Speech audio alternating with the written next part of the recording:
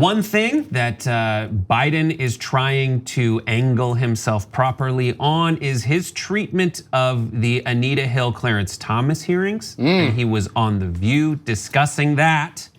The first question, here's how he answered it. Knowing you, for as long as I have, I don't know why it took you so long to call her. I wish it had happened earlier. Well, I tell you what the deal was. I did not, since I had publicly apologized for the way she was treated, I'd publicly said it. I publicly had given out credit for her, the contribution she made to begin to change this culture in a significant way. That what I didn't want to do, and I didn't want to quote invade her space. I didn't want to get in the situation where this became. And then when I heard all this about and it was legitimate, expecting a call every time the phone rang.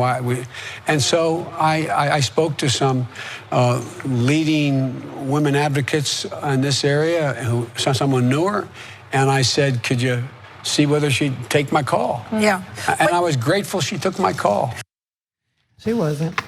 No. You're right, because here's what the New York Times said of an interview with her.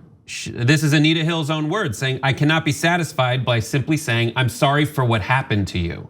I will be satisfied when I know that there is real change and real accountability and real purpose. But she added she cannot support Biden for president, according to the Cheryl Gay Stolberg and Carl Hulse at the New York Times.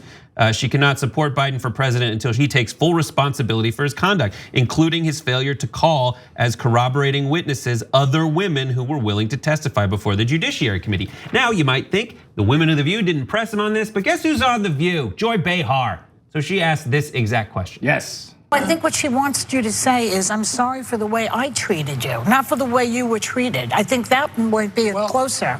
Well, but I'm sorry the way she got treated. In terms of, I never heard say, if you go back and look what I said and didn't say, I don't think I treated her badly. I took on her opposition, what I couldn't figure out how to do, and we still haven't figured it out. Yeah.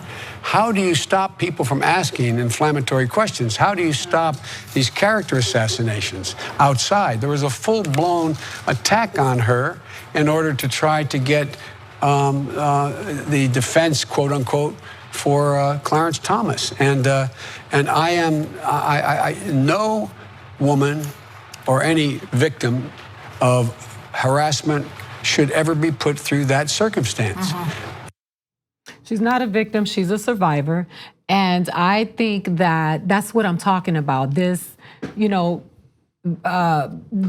didn't want to invade her space. Really, Mr. Kiss people on the back of the head? Like, really? But it was like, that's clearly in the front of his mind. And that clearly was not then, a couple weeks ago when he called her.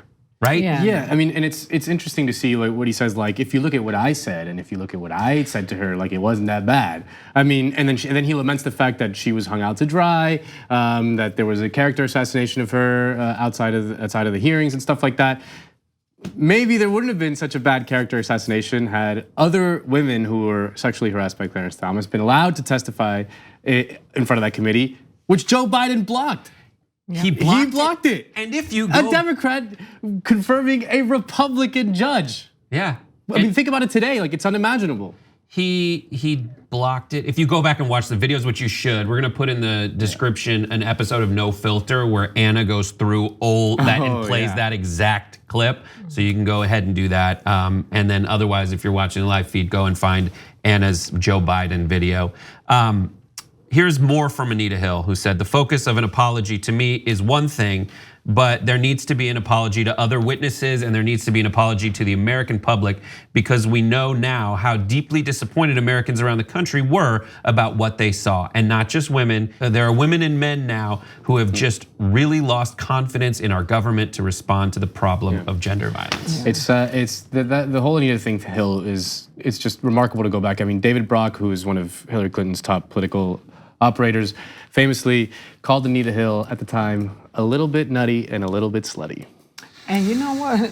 And let's not ignore the fact that she's a black woman, because I think that when we have these conversations about Black women, women of color, and we talk about these instances where their credibility is up for question, we start off in a society that already over-sexualizes Black women. So when we hear these statements about her, like I look at people's character, and you can say whatever you want to say about Bernie, and there are issues, and no one is perfect. But when you go back to footage of Bernie back in the day, he was who he says he is today.